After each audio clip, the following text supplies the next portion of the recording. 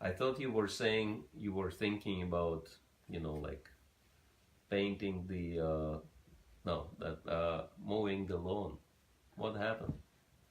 He said, yeah, I was thinking about it, and now I'm thinking about painting the fence. So you can think about the things all your life and do nothing.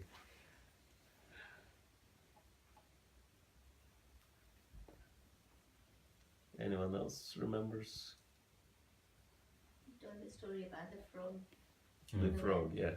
The deaf frog who haven't realized that it's impossible to jump out of the well and jumped out of the well. Okay? Anyone else remembers anything? Poetry.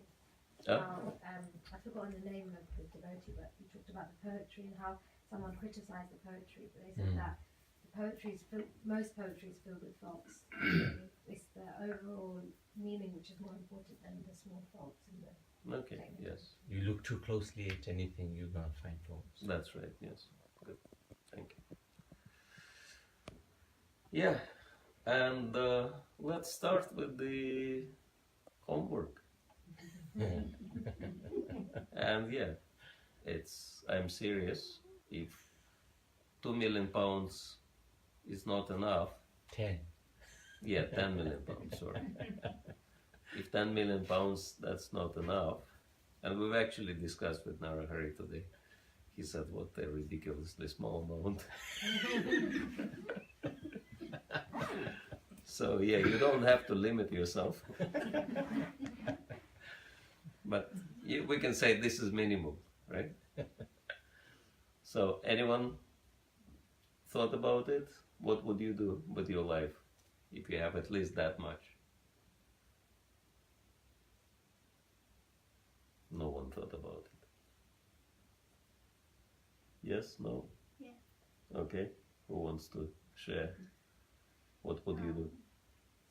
You have food for life, education in Vrindavan, Africa as well, because lots of education is required there. Half of that goes in there, other half goes, leftover half goes to the family,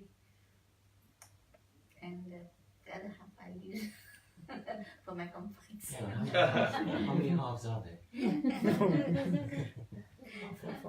Yeah, 3/4 will go, and 1/4 I'll leave with. Okay. Anyone else? Yeah, similar idea that going, as in, I'm saying it, I don't know how much it's sincere or not, but go and buy a place and stay in Vrindavan and do service there without having to worry about making a living, because we have money to do that. And Okay. donate money and do By the way, something. this is all being recorded, so if when you into this money, you will be monitoring it. Okay. Camera is on you now. I must say I haven't much thought about it, but if I say by the Lord's mercy and by the blessings of the devotees, we're probably living our dream life right now, because we are able to preach and do what we've always wanted to do in the service of the Lord. So I think I've already got the 10 million pounds. It's just not in cash, but we've got the dream life right now. Okay. So you won't need 10 million pounds. No. Interesting. No. Okay. So what would By the Lord's mercy. So what would you do if someone would give it to you? By the TOVP, I think. All of it. Interesting. Yeah, I think so.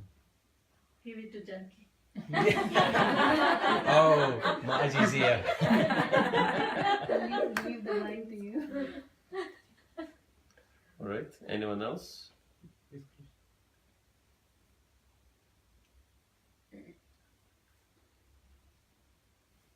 No one else has any idea? would probably emigrate or go to Bharat, try and build a hospital or something, and use most of the money for service for poor people. Mm-hmm. All right. Anyone else? Okay, I'll do half of it, probably more food for life, preaching, more books and all that. I'd also travel the world on a motorbike. Yeah. Interesting. Yeah, of course, like giving a lot of money away in donations sounds very noble, but you know, whatever donations are there have to be used in the service of the Lord, and giving it to someone else could be just evading the responsibility of utilizing that in the service of the Lord, which is interesting. So, just for clarification with that comment, if donating to, say, Food for Life, is that we giving it to them for them to use it? Is that what you're saying? There's a disconnect to that? I mean, if you want to feed people, you could feed people. Why do you want somebody else to Do the work for you. work for you? Yeah. Interesting. Yeah. I think sometimes it's really hard because you go to Vrindavan, but you don't have the knowledge of how to deal with the local people. So we have to take like sometimes help. I find that trying to do it myself is really difficult. But I agree that it should really be done by yourself because that's where you're really engaging with it. But it's going to a new place and not knowing how exactly how to interact and even get supplies and do it is tough. Yeah. Cooking facility and everything that they get to know. So everything is done, you just go and serve. All right. So, but that's not the only question we'll be asking you. Because the whole idea of this exercise is to take bigger responsibility. And it's like, you know, just escaping somewhere to Vrindavan and living an easy life there. Could be an interesting option, but you know, Prabhupada left Vrindavan to come to the West, and he was almost 70. So if anyone could claim retirement, that was him. He haven't done that, but it's interesting that we see so many younger devotees who want to retire. So it's just a food for thought. Actually, Maharaj, Ved Vyas Priya Maharaj gave class in Vrindavan, and one of his points was exactly this. When you're young, you can come to Vrindavan, stay for a few days, but then you need to be active outside. Don't settle down here. It was a bit of a controversial point because there were some young people in the class who raised their hand and then challenged Maharaj. But he was saying that there has to be a system of protection, especially for the younger ladies in Vrindavan, and without that, you shouldn't be in Vrindavan. Mainly is for the elderly, like you were saying. Yeah. Very good point. All right, so we'll read another text, which is 49, text of chapter 18. Material enjoyment can obtain by practice of renunciation the highest perfect stage of freedom from reaction.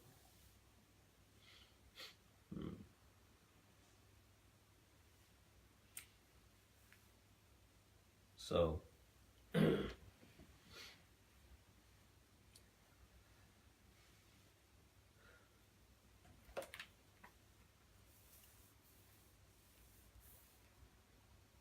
this chapter is explaining what is renunciation. And real renunciation does not mean that you stop acting. You renounce the work, the activity. And work means that, according to Bhagavad Gita's terms, you do what you were born for, but do it for Krishna. And then, as we explained yesterday, the results will be coming. But if you enjoy the activity itself, you wouldn't really care much about the results, but you will be giving results to the Supreme Lord. Otherwise, if you're not happy with what you're doing and you get your results, you will think, okay, I'm living this miserable life. At least I can counteract those miseries by enjoying the fruits, right? So that's the mentality. I hope you see the connection there. But if you enjoy the activity itself, you know.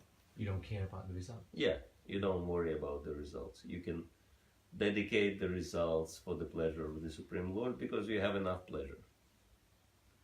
It's like if you're really hungry and you have some food, right? You will eat it. And maybe later you will think, oh, maybe I could share it, but it's too late already, right? But if you just finished a big feast, no problem, renouncing. If someone is giving you nice food, you can say, okay, I'm not interested. Someone else can enjoy it. So like that, and therefore, real renunciation, as Bhagavad Gita explains, because Bhagavad Gita has to be understood in the context of the entire scripture, right?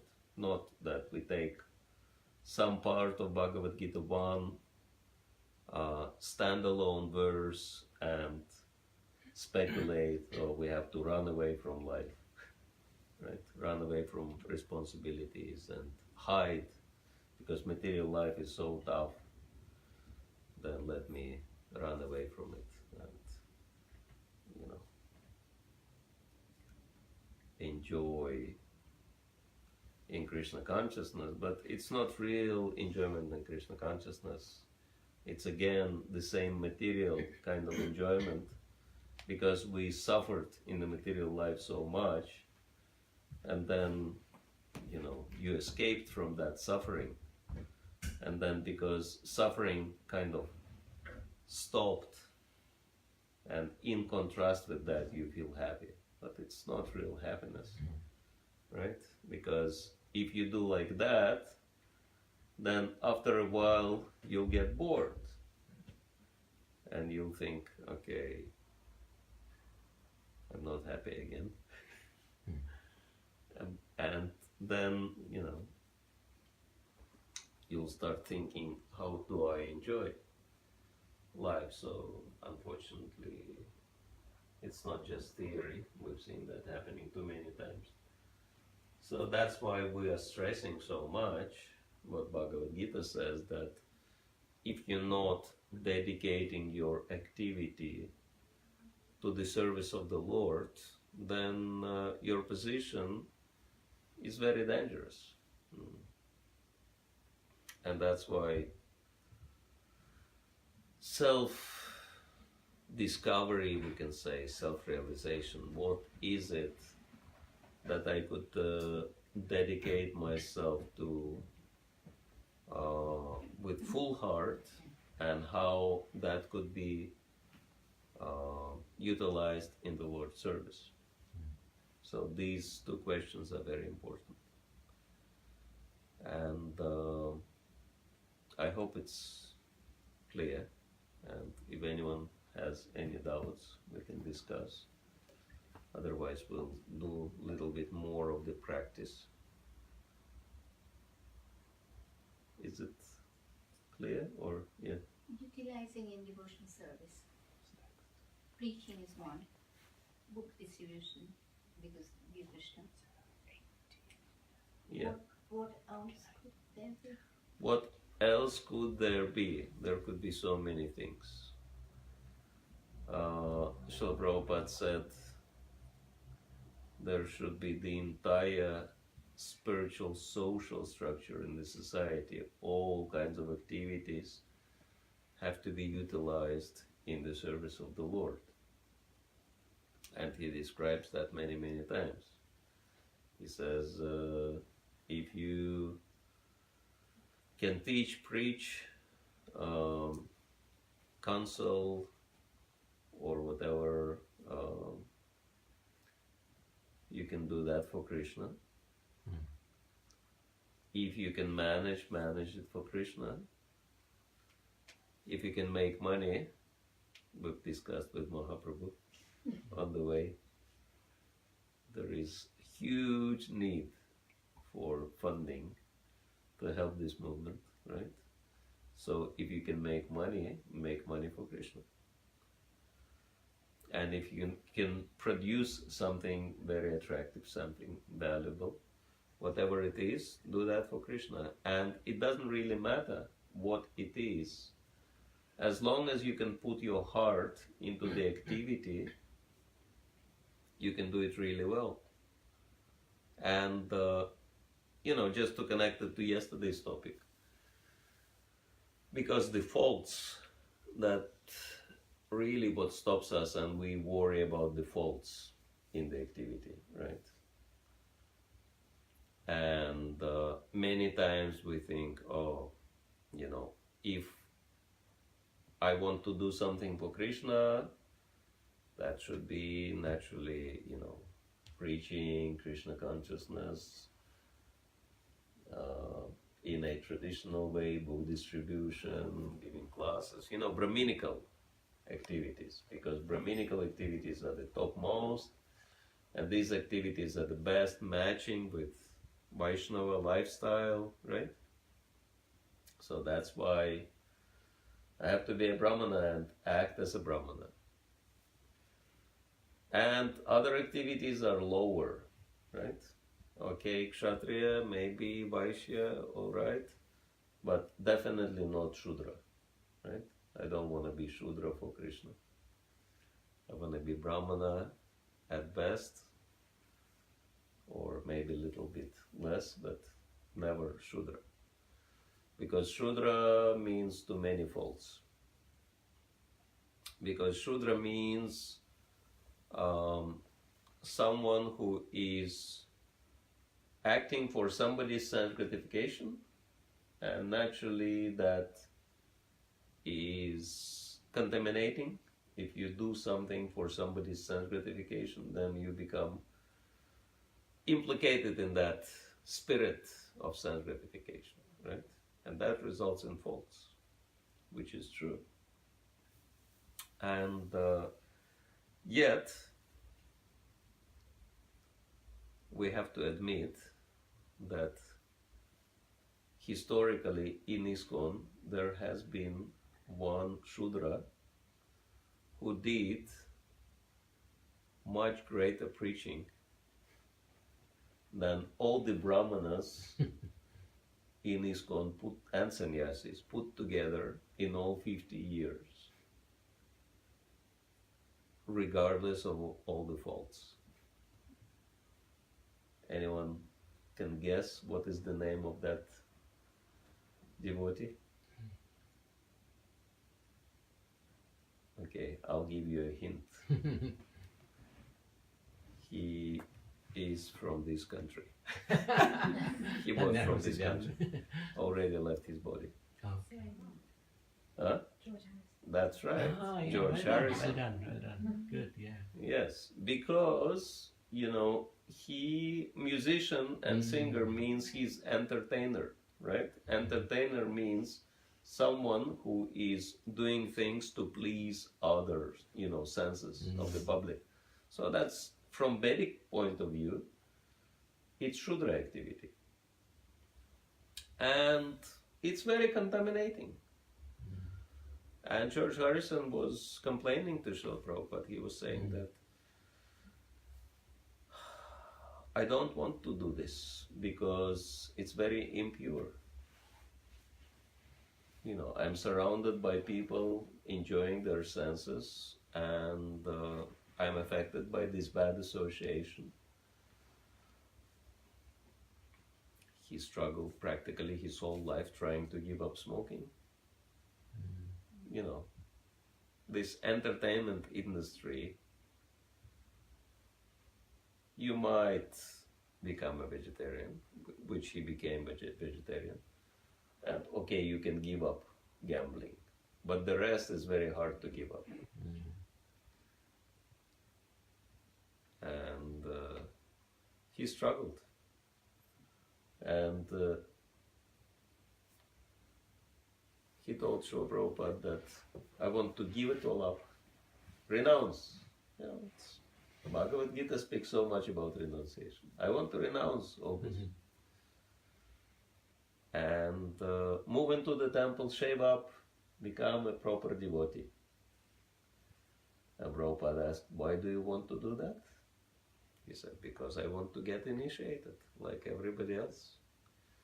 Prabhupada said, there is no need for you to get initiated because you already Hari, son. Son of Hari. So already Krishna initiated you. But George Harrison said, but Srila Prabhupada, this is very difficult for me. So many problems I have. And Prabhupada said, but with your occupation, you can reach out to so many people with the message of Krishna. Right? And so that will be your sacrifice. You'll have to stanestita, stay where you are, be where you are, and dedicate yourself to devotional service, Shrutigata, as Bhagavatam advises. That's from one of the prayers of Lord Brahma in the 14th chapter of the 10th canto of Srimad Bhagavatam. And he did that. And because this was him, he was musician through and through, and he enjoyed that. And because he was really putting his heart into what he was doing, it was so effective, and it changed the lives of so many people, and he could reach out with the message of Krishna consciousness to so many. Actually, this Hare Krishna explosion which happened in the 70s, primarily that was due to Beatles, and especially George Harrison. So we can see very vivid example. And yes, he couldn't even give up smoking. He gave Bhaktivedanta Manor to Srila Prabhupada, and he was visiting sometimes, and devotees would see him smoking, and they would come to Srila Prabhupada and would say, we have seen Bhakta George with a cigarette again. And they expected Prabhupada to get on his case, but rather Prabhupada was getting on their case. He was saying, why do you come to me complaining? Did I ask you? No, I'm not interested to hear, about this. Don't interfere with his life. Like that. So, that's why it's really important to understand what's the message of Bhagavad Gita and what does it mean to be renounced. Because from the beginning, Arjuna wanted to be renounced, right? He wanted to run away from battlefield. He was thinking, this is very dirty business, killing people, not very spiritual, right? Because spiritual, you want to be loving, you want to be, peaceful, etc., blissful. And on the battlefield, you have to be angry and killing people, etc. So he was thinking, this is not spiritual. I have to renounce, I have to give up. and he expected Krishna to support him. But surprisingly enough, he never got that support. Rather, Krishna told him the other way, that he said, no, this is who you are, this is what you can do really well, and that's why you have to dedicate this activity in my service. So that's real renunciation. And so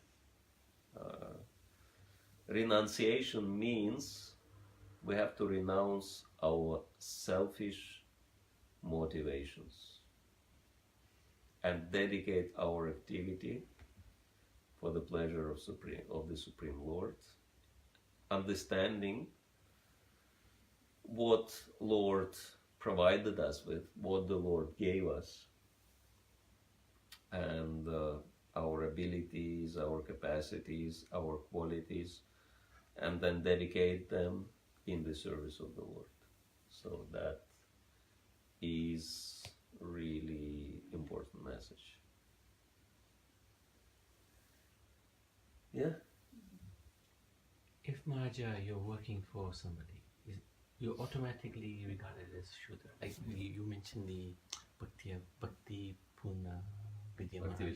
Vidya was giving those four types. So if you work, because most people, I mean everybody here pretty much works for somebody. Yeah. Yeah. I never mentioned 4 levels of work. Right? That'd be good. That first level, you work for someone. Second level, you work for yourself. Be self-employed. Third level, you work on yourself. And fourth level, you work for Krishna. Right. So I think for devotees, much better is to be at least self-employed. Because, yeah, Prabhupada says higher class means to be independent. And I was thinking that Srila Prabhupada speaks about Varnashram in Bhagavatam very elaborately, and that involves 4 varnas and 4 ashramas. But then towards the end of his life, he was really insisting that devotees have to leave the cities and go and start communities, farming communities. And this was a little confusing, that Prabhupada was focusing on the cities so much, but then suddenly he started focusing on the farms at the end of his life. And I was thinking, what could be the reason? And then I heard the explanation that Srila Prabhupada, from Srila Prabhupada, that he was very unhappy that devotees were influenced by bad association in the cities. And that bad association naturally comes if you work for someone, because if you work for somebody, then naturally, you kind of have to surrender to that person, right? Because your salary depends on that person, etc. And you really, to please that person, you have to understand his thinking and all this, right? So you have to enter into the consciousness of that person. And if that person is not a devotee, that's really bad association, right? Because you think like that person. That affects your whole consciousness. And yeah, that if you depending on materialistic person, that's a very good chance to fall down. And so Prabhupada saw that devotees cannot maintain their Krishna consciousness in this environment, and he figured it out. At least let them be self-employed. At least let them get out of this slavery and live self-sufficient lifestyle. But it's not full Varnashrama, because full Varnashrama includes big cities also. And big cities are molding the reality on this planet, right? Because all the movers and shakers are in big cities, especially London. And so we can understand that this was kind of emergency call for Srila Prabhupada to help the devotees to kind of avoid problems. But the real thing is that we need to establish ourselves in a very strong position, even while living in cities. And ideally, as Henry Ford was saying, that find the job you love doing and you wouldn't have to work one day in your life, right? So. But what if you like working for somebody else? Huh? What if somebody likes to work for others? Yeah, then that's good. Actually, there have been, Prabhupada describes these examples also, like this book, Hare Krishna Challenge. He explains in that conversation that in Vedic culture, people were not asking for salary. That they would, you know, like nice Shudras, they were not asking for money. They were just asking for employment. They would come to the master and they would say, you know, I can do this and that. And you don't have to pay me anything. You can feed me, that's enough. And so they would work, you know, very devotedly to the master. And they would become so faithful that master actually would rely 100% on such servant. And many times say like master has a servant who has his best interests at heart and who is like working completely selflessly. Naturally the master would value such servant and maintain him. But then his own children, as it often happens, might, you know, be very complacent and not value the, you know, wealth of the family, and say the master would realize, the father would realize, if I leave my wealth in my children's hands, they will just squander it in no time because they don't put any value on it. So I can't rely on them. So there have been cases that he would actually tell his servant, I trust you 100% and that's why I leave all my wealth in your hands, but you just take care of this, of my children also. Like that will be another service. So one who would start with nothing would have everything at the end. So there were cases like that.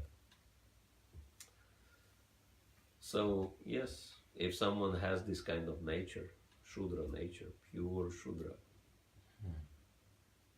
I've seen that in India. Right. One time I've been on the train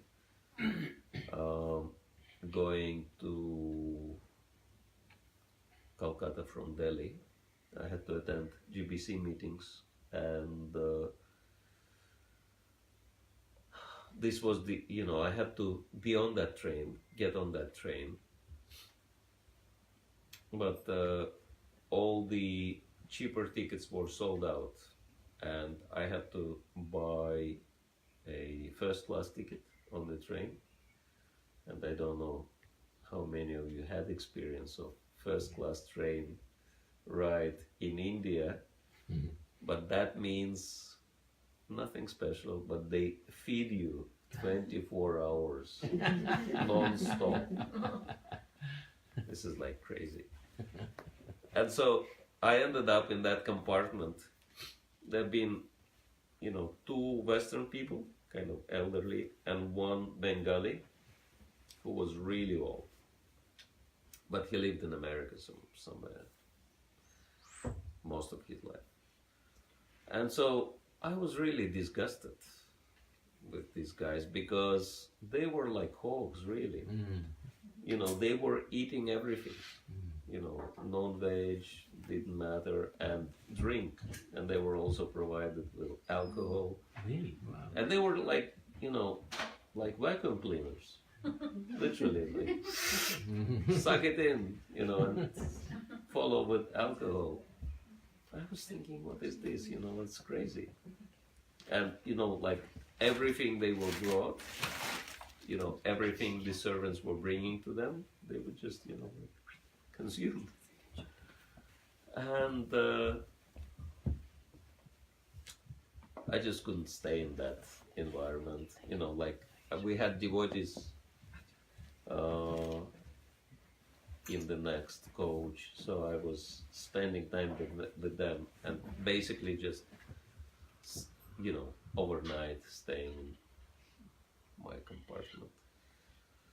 But one interesting thing I've noticed, that there were few stewards, servants on the train, and one of them, you know, they were like bringing things, and you know, they would throw the trash around the compartments, and they were cleaning everything, taking it all back, and then bringing more of the stuff, etc.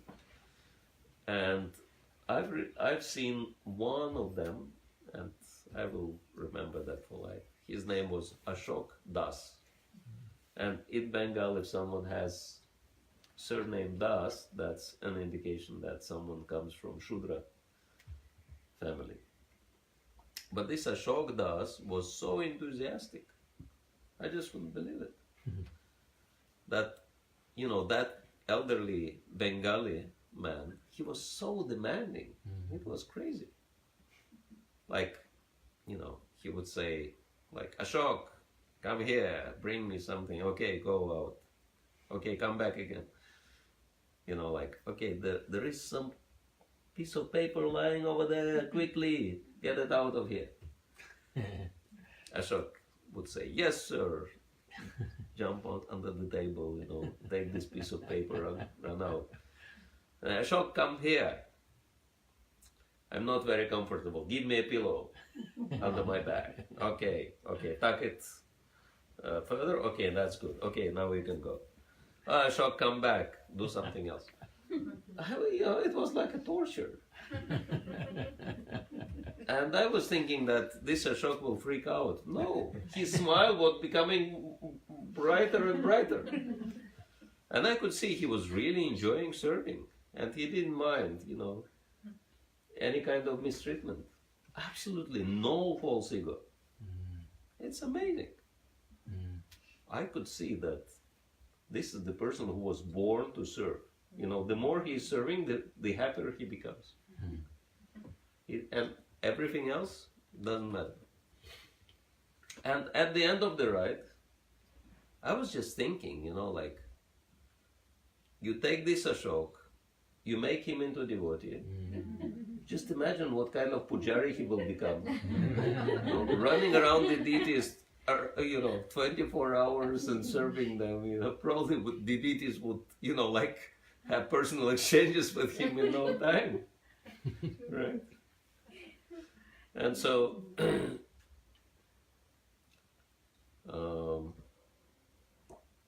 and at the end of the ride, at the end of the journey, they were giving tips to all of these servants, and Ashok got more than anyone else because he was doing so much service. But I could see that he was not actually doing that for money. He was actually doing that from the heart. And, the results were coming automatically. And yeah, such examples still exist. If someone has this nature of service, he can become perfect servant of Krishna also. That's why Bhagavatam says that if someone hears the message of the Supreme Lord, Brahmana will become the wisest of all the Brahmanas. Kshatriya will become the most powerful of all the Kshatriyas. Vaishya will become the master of other Vaishyas and the richest of all. And Shudra will go back to Godhead.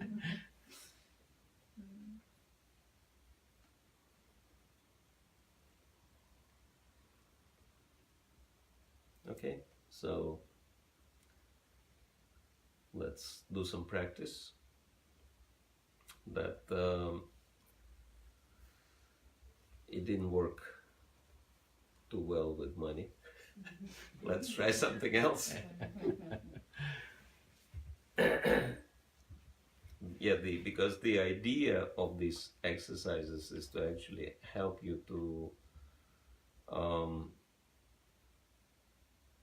understand your responsibility. Well, let's start with something which is a little bit more simple.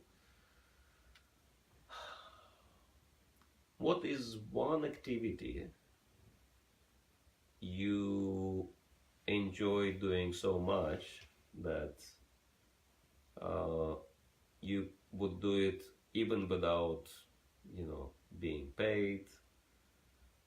And even if you lose money on this activity, and if you can do this, you will never get tired, you will never get bored, and because not only you enjoy it, but you also believe in it. You see that this is something which benefits others, right? So, is there any activity like that? I'm sorry, I don't know I'm right or not, but yeah, cooking for my son.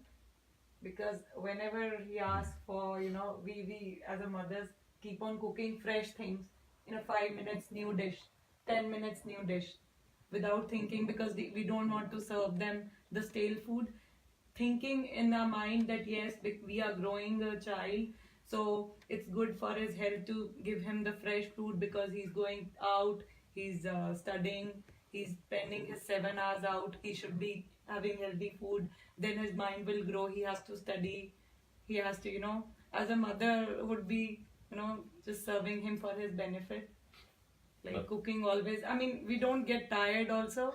Like if he asks for just to cook, suppose he just saw in a phone a video that I want this. So maybe in 7 minutes we'll do with that cooking and finish it off. We won't tire, although there would be a lot of utensils to wash. Then again after, suppose in 10 minutes he would ask for anything else, we'll do. Regardless of any money, any tiredness, but yeah, just benefiting him. Okay. But is it for the child or in general cooking? No, especially for the child, to benefit him, like you said, yeah, so that like he has to study, suppose in the next hour. So we feel like let's feed him nice food, whatever he likes, then his mind will grow in a proper way. He would concentrate more on the studies. And then, thinking like, yeah, if he's going out for play, for physical activity, then again we'll try to give him the best sort of things so that he should be more comfortable. So regardless of anything, we try to behave as a mothers, early years maybe, or maybe it's just the first child then we think of. Like, the focus sometimes tries to, although we offer, but the focus is that yes, to benefit him, regardless of any tiredness and anything, any benefit, we are not getting anything, any money or anything like. Yeah, losing money. Yeah, the shocks. Yeah, attachment to children is natural, especially for mothers. But But it's natural also. I mean, Yeah. they're growing up now, but still we feel like, every mother, I think our parents also feel the same, like, whether they are far from,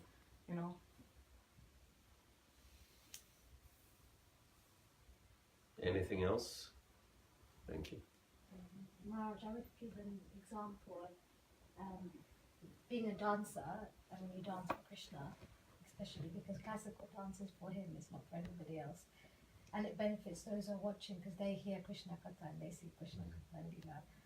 And that's the thing that I lose money on all the time because anything I earn, I put it straight into that. So I'm happy to lose money to do that. And you do feel there is a benefit because you have the opportunity to share Krishna in a big way. Okay. Thank you. Anyone else? Serving the devotees in the temple. Okay. So you can do that every day. I've done in the past. So Huh? Getting old. getting on now, but we've done that in the past. Okay. Yeah. Anyone else? Thank you.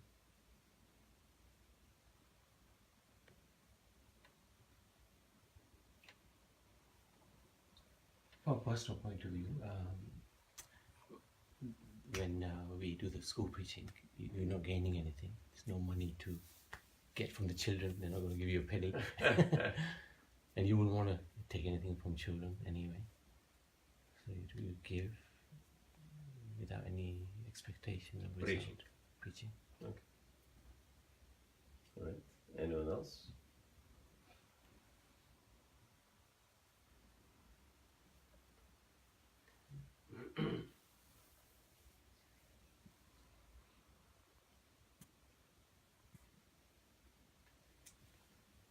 Okay. Since we want to encourage you to take higher responsibility in the mission, one way to do it is to imagine that you are given some responsibility, and that empowers you. And whatever responsibility you can imagine yourself taking,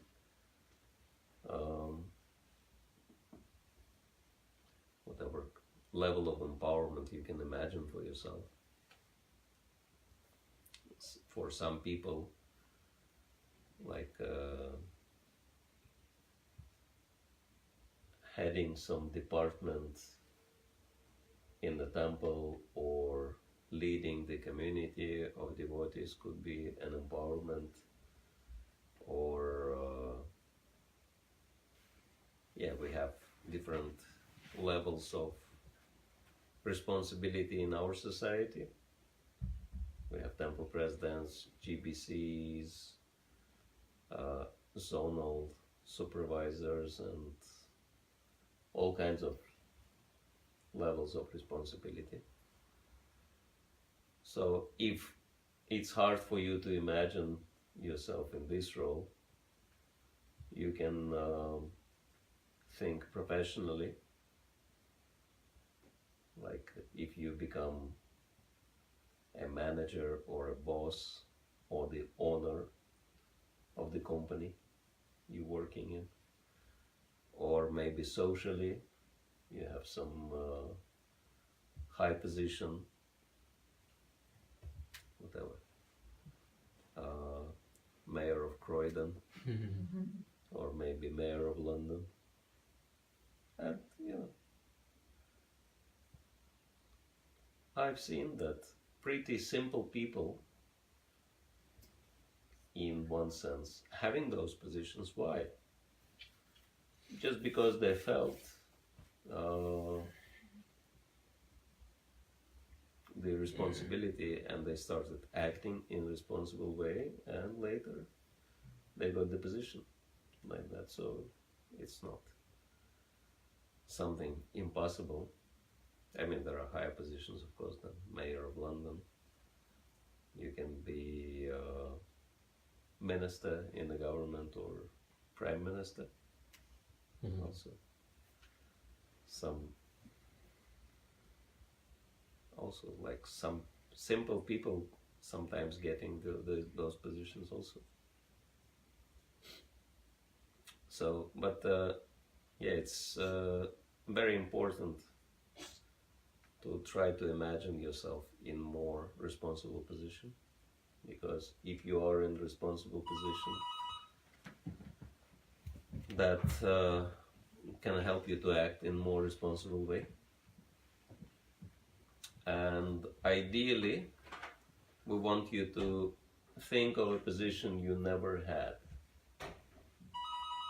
the position which is higher than you ever had in your life. Alright? Because that can help you to think in a new way. Anyone can imagine yourself being in the position higher than you ever had? Yes? We gave you choice, right?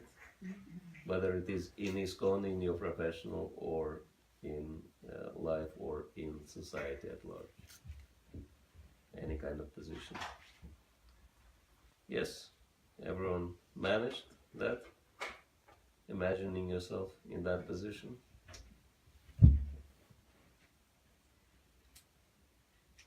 Yes, no? Who is struggling with it? Please raise your hand if you struggle with it, imagining yourself in this position. Okay, everyone's fine with it.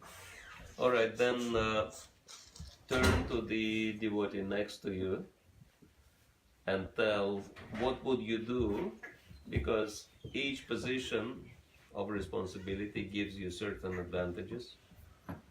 So what would you do if you would have that position? How would you use those advantages for Krishna? Is it clear? The question?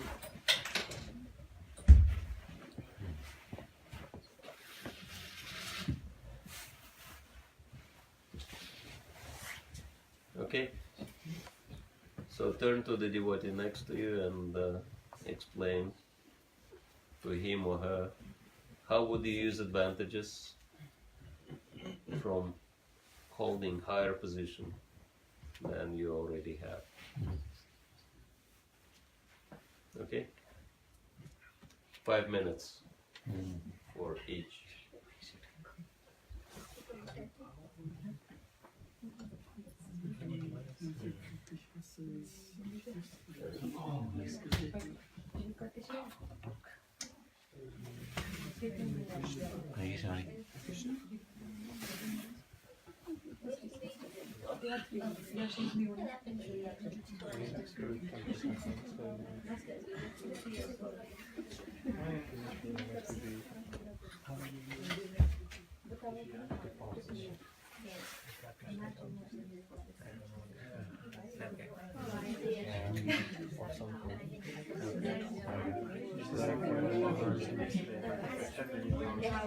Yeah, I guess that's the main thing that we have to find, like empower others.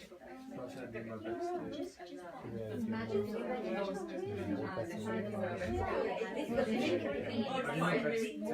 myself. So, One thing like that is to higher position. Yeah, basically the opportunity and encouragement. how is that responsibility in Krishna's service? It's basically like that's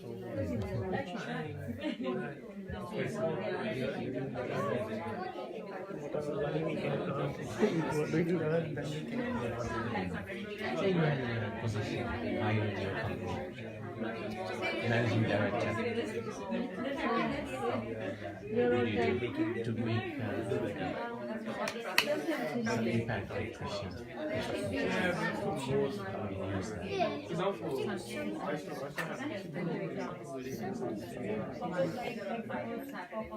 As in basically, you know,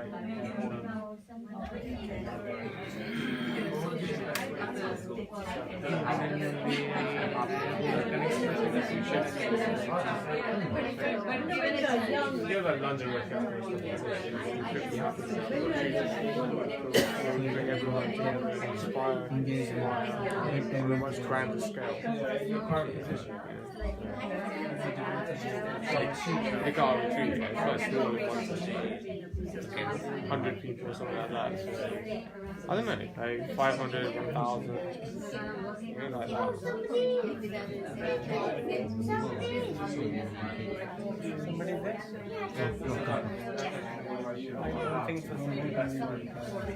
there?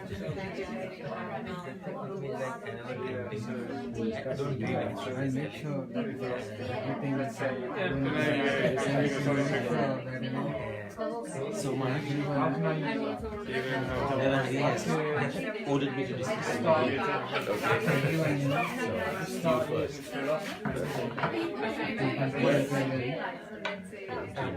Yeah. If I would want to do that. be a private,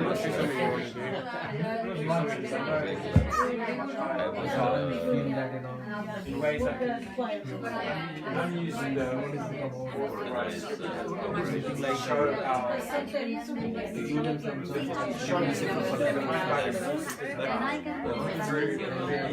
The biggest scale, it's only happening at the biggest scale. My own style of doing it. I don't have any ideas, but I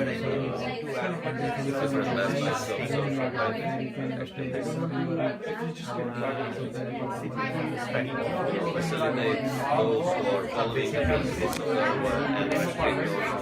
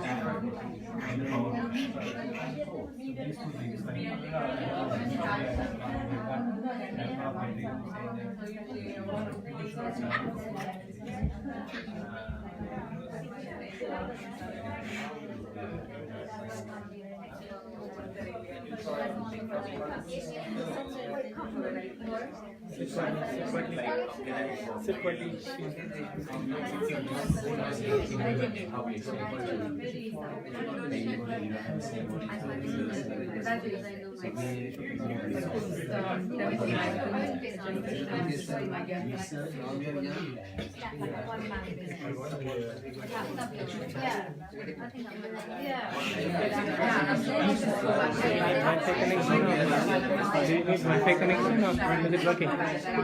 mobile. Just focus on improving my position,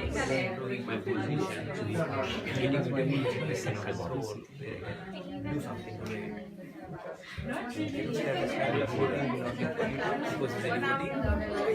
But a practicing devotee, or if a person wants to be a devotee, if his goal is to become better, stronger and all, but then the chances are not there to work that.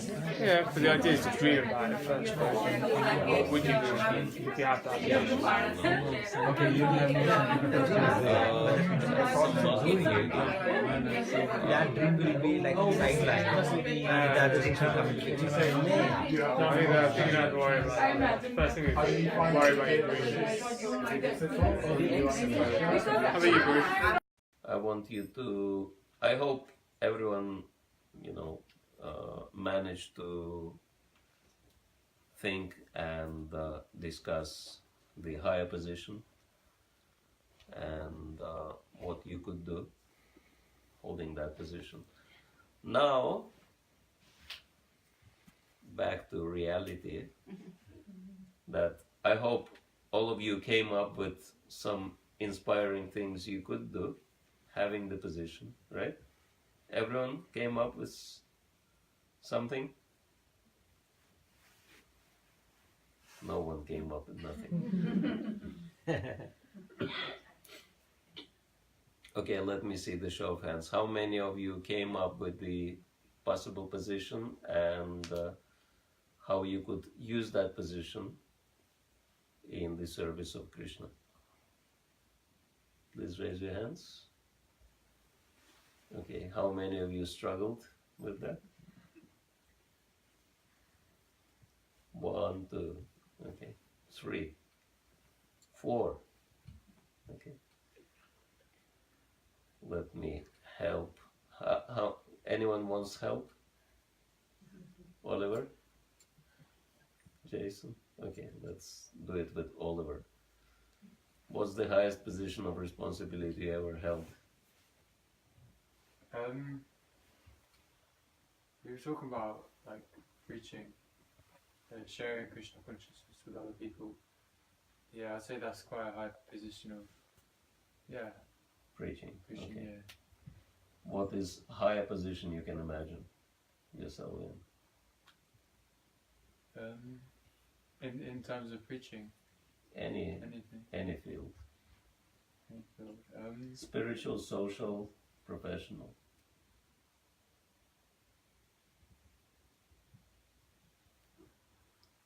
Something where something where you're really like in the public eye, so it means you've got a responsibility to kind of teach What people. kind of responsibility? Spiritual responsibility, Like?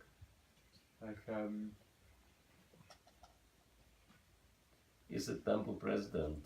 Is it sannyasi, traveling preacher, leader of whatever, Namahata or Shaktivesh Avatar. Shaktivesh Avatar?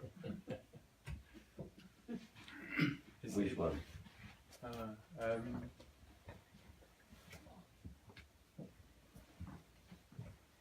See, all of them are like.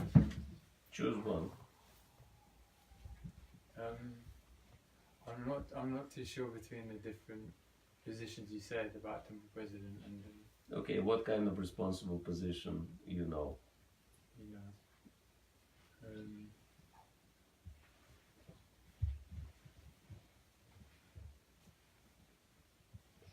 Maybe like in a position like yours. Okay, traveling preacher, sannyasi. Yeah, sannyasi. Yeah. Okay, what would you do then? How would you use it in Krishna's service?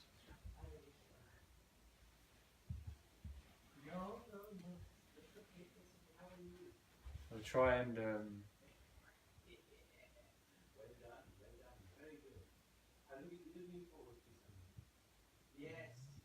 I do my best to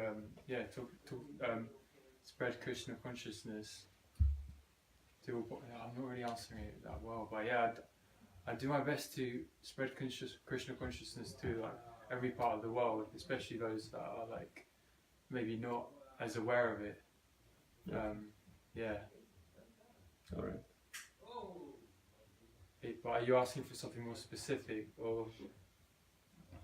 The more specific it is, the better it is. But Okay. even that is good enough. Okay. All right. So everyone who haven't managed the exercise, can you imagine yourself any position of responsibility and any advantages this position gives you can use in the service? Yes? Jason? I was thinking about that. Traveling team of Traveling to? traveling team of Traveling team, okay. Like Sankirtan. yeah. team. So how would you use that position? Use it to do more, organize more padiatras like around the UK. Okay. Padayatras you said? Or Padiatras. okay, alright. So anyone else needs help? Who is struggling? Okay, everyone else managed? So now, even if you don't have a position, do you think you cannot do what you want to do? Do you have to have a position to improve your service? Like Oliver, do you have to have a position to preach Krishna consciousness in new places? Jason, do you have to have a position to organize Padayatra?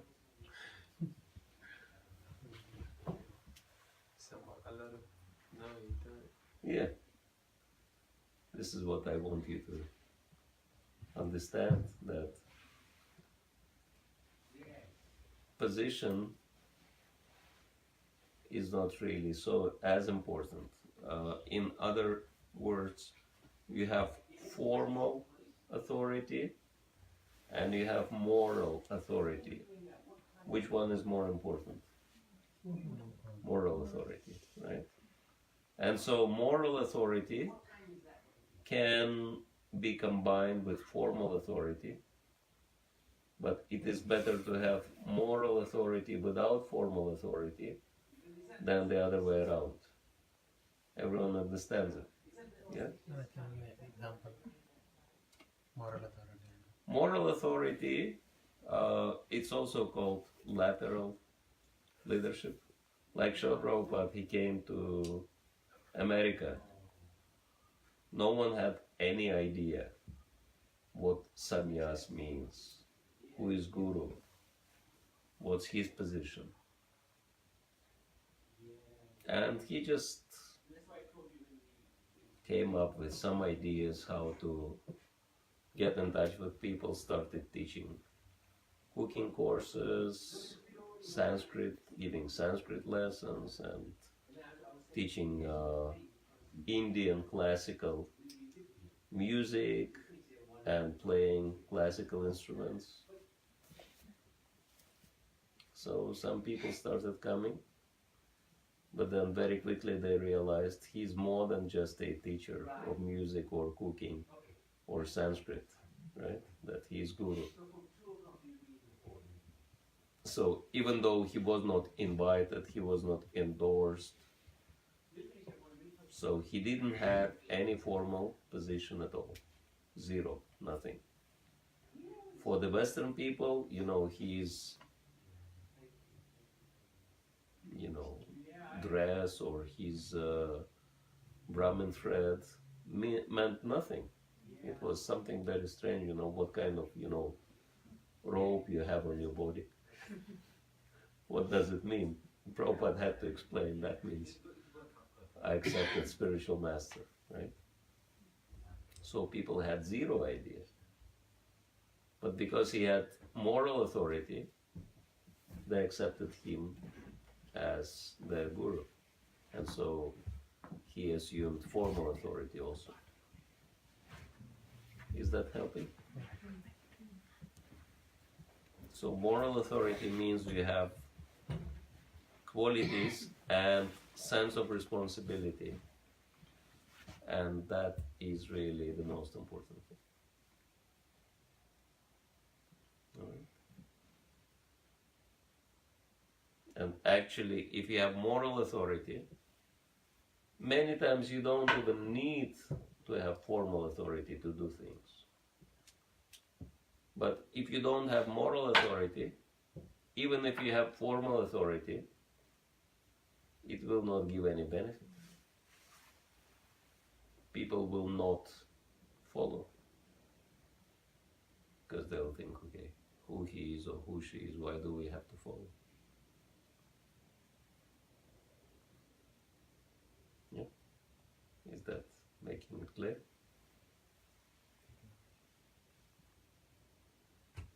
And moral authority comes from Krishna.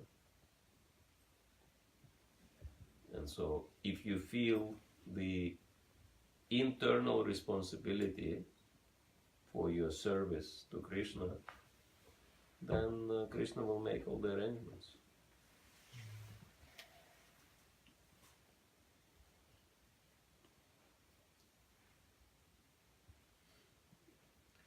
All right. Any other questions? Any comments? How did this exercise help you in any way? Yes? You want to make any comment? Tell us, how did it help you? I think it's made you realise you don't need to wait for something to happen. Sometimes I feel like I'm waiting for an opportunity to come. That somebody will give me this position or they'll give me this responsibility. But what you just said about Prabhupada is amazing, that this whole thing started without any position. Yeah. Yeah. Yeah. I mean, we can't even imagine that because we've only grown up seeing Prabhupada with a position. That's how I've always seen Prabhupada. But Yeah. when you take it back to how it was, then there was nothing there at that point. But he took the opportunity to take it from there. It's like Prabhupada said, no one invited me to this country. And he told his disciples, even you boys and girls, none of you invited me here. So this is how it's done. How to do service, you just do it. That's all. You don't have to wait to be told, to be authorized. If you really want to do it, you will do it. And everything else will come. But if you wait for someone to tell you, you sit and wait and think, okay, I'm so qualified. I could be doing that. Why nobody's asking me?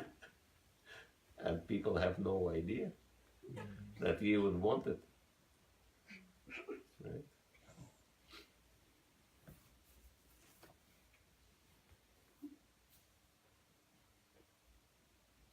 It's like if you feel hungry and you sit down quietly and you hope that, okay, maybe someone will realize I'm hungry. And it may not happen. But if you tell people, I would like something to eat, then they will realize, Is that a hint why?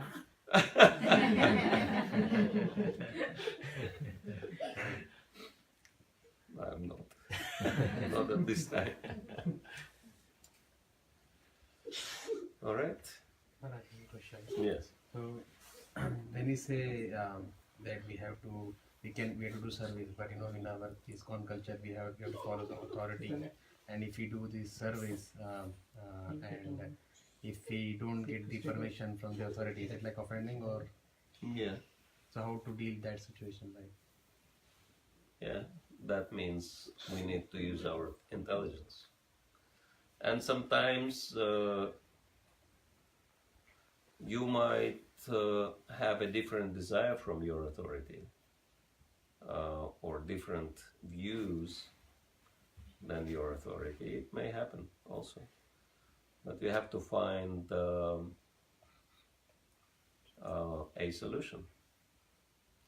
Like my first responsibility in ISKCON was Sankirtan leader.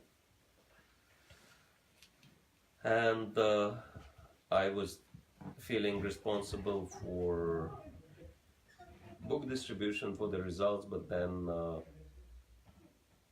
one Prabhupada disciple and initiating guru, who is like very powerful preacher and book distributor, he told us that our responsibility not just for the results, but also for the devotees' health and well-being.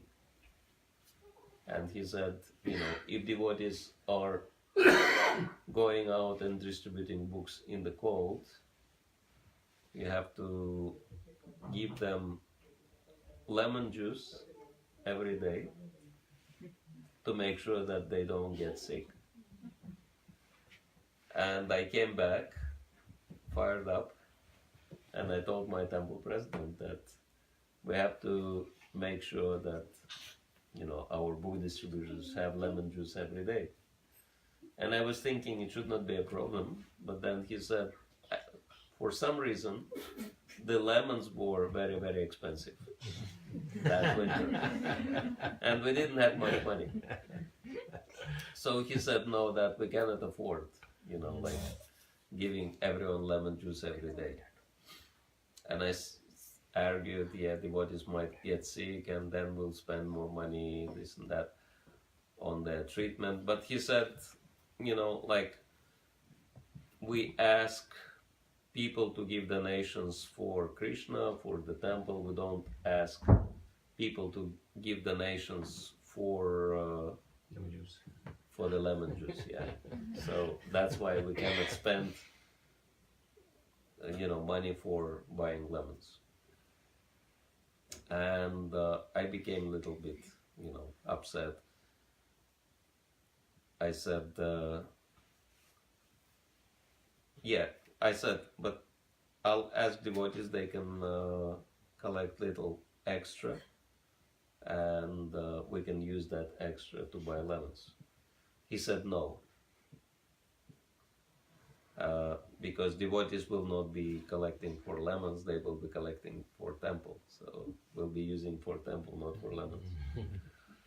And I became so upset. I said, I will go out personally and I will collect for lemons directly. I'll be asking everyone I meet on the street for money for lemons. And I will be using that for lemons. And he could say nothing about it. And so this was like very interesting day on book distribution, because every single person I met who wanted to buy a book, and he was asking, like, how much do I give? I said, this is how much the book is costing, but we are asking everyone to give little extra because we need lemons for our book distributors, otherwise they get sick. So if you give extra, all this money will go for lemons. And people were looking at me in disbelief, and they would give like double or triple amount for lemons. So we're gonna have to try that as a strategy. And because I, promised to use all the extra donations for lemons only, in this one day I got so much donations, I bought huge bags of lemons and brought them back to the temple. And whole winter they were using lemons for juice, putting lemons in sabji, putting lemons in rice, putting lemons everywhere, and still we couldn't use all the lemons. We couldn't finish all the lemons. There's too many. So that's an example that you might have differences, but you have to use your intelligence and resolve the differences. Find the solution.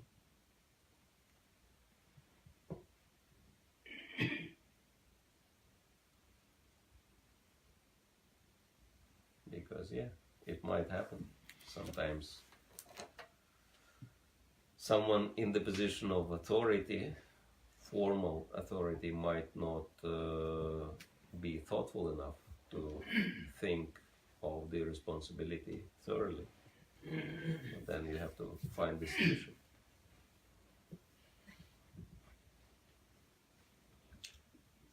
All right? That's what we used to do, I think. When we turned in our temple, I was temple personnel, we were running the temple. When the temple was in need, we used to announce every Sunday that people should, we wanted to sponsor the feast. They should come and see us. So if we needed anything like sugar, flour, rice, or anything, we used to announce, make a list that these are the things we need, and people used to bring it. Yeah.